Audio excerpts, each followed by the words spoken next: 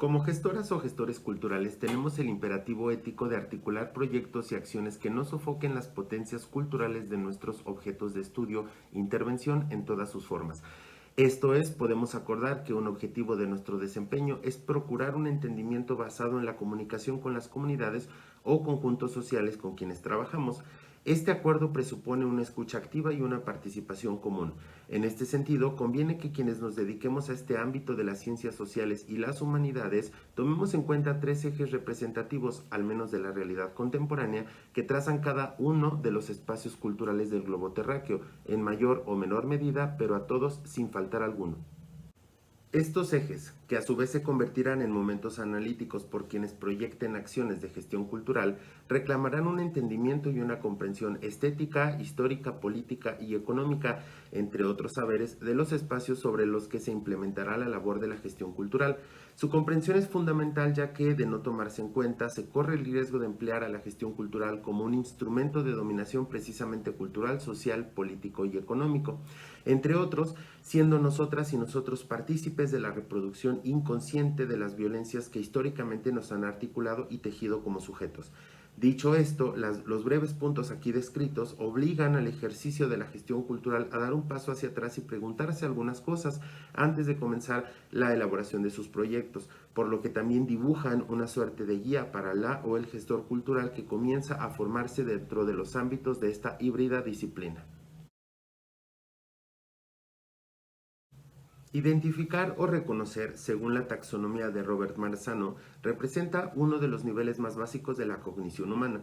Sin embargo, dentro del ámbito cultural y social, el identificar las lógicas de poder que subyacen a la cotidianidad no es una tarea simple ni evidente.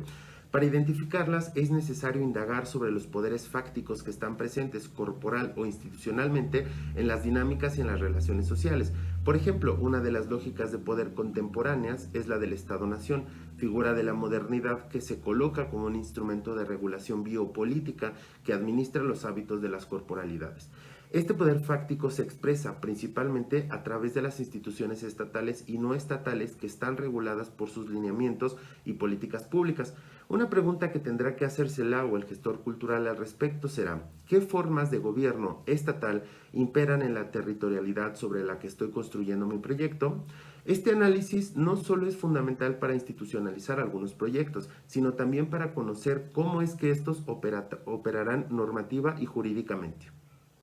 Por otro lado, el Estado como poder fáctico e instalado despliega muchas otras formas de poder control, como las que están relacionadas con el sexo, la religión, la economía, la violencia, etc.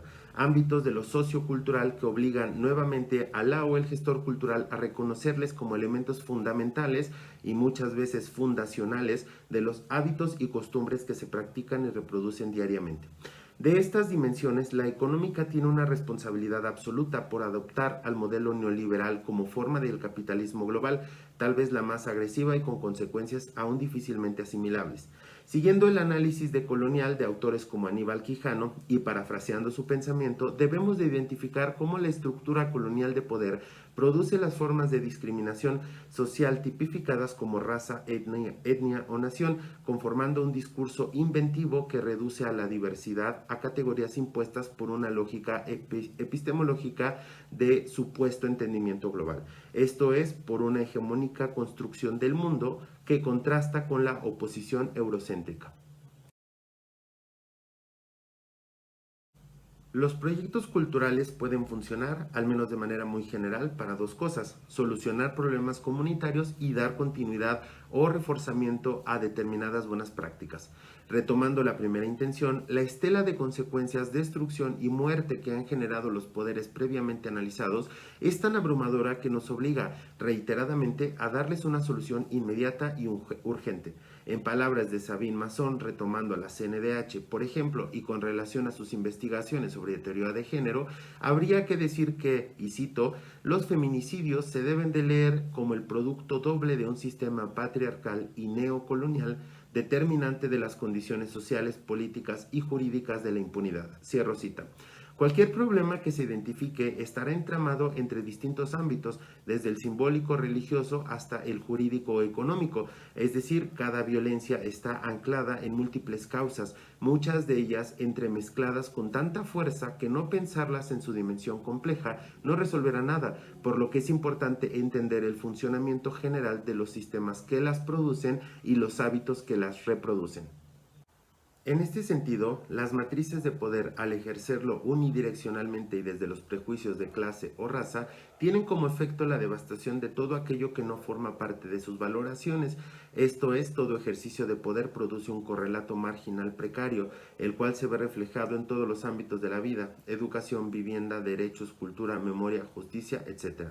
Además de los feminicidios, otras consecuencias de los ejercicios de poder brutales son los efectos de migración forzada, a causa de la destrucción natural de territorialidades nativas. En este sentido, señala Humberto Márquez Covarrubia: en la economía de la muerte todo es susceptible de comercializarse. Los migrantes indocumentados son tasados como mercancías humanas y pueden ser vendidas, extorsionadas, secuestradas a cambio de sumas de dinero reclamadas por grupos criminales que nunca parecen tomar conciencia de que tratan con sus congéneres, los humanos. Si bien hay términos y conceptos analíticos que nos permiten entender y categorizar las múltiples tecnologías para dar muerte, ambiental, social, vital, etc., no olvidemos nunca que una violencia se ancla y se vive subjetiva y colectivamente, con un dolor y una tristeza insondable. Detrás de cada nombre, de cada rostro y de cada cifra hay un cuerpo doliente y moribundo, destruido sistemáticamente por una realidad que afortunadamente es histórica y por lo tanto contingente, es decir, es totalmente arbitraria y por lo tanto modificable. ¿Cómo articular proyectos culturales que resistan a tantas violencias? Es finalmente una de las preguntas que deben de rondar las cabezas de las y los gestores culturales. Esta pregunta, entre otras muchas más, deberá de fungir como el rastro que diseñen las acciones y los proyectos que buscamos construir y aplicar en conjunto con las comunidades en las que participemos, siendo ellas mismas, a su vez, agentes creativas de su propia transformación. La modificación que busque la gestión cultural deberá de estar siempre en un sentido positivo para la comunidad con la que se relaciona. De otro modo, como he dicho anteriormente, se replicarán las violencias que tanta destrucción han ocasionado, la mayoría de las veces en la impunidad más dolorosa.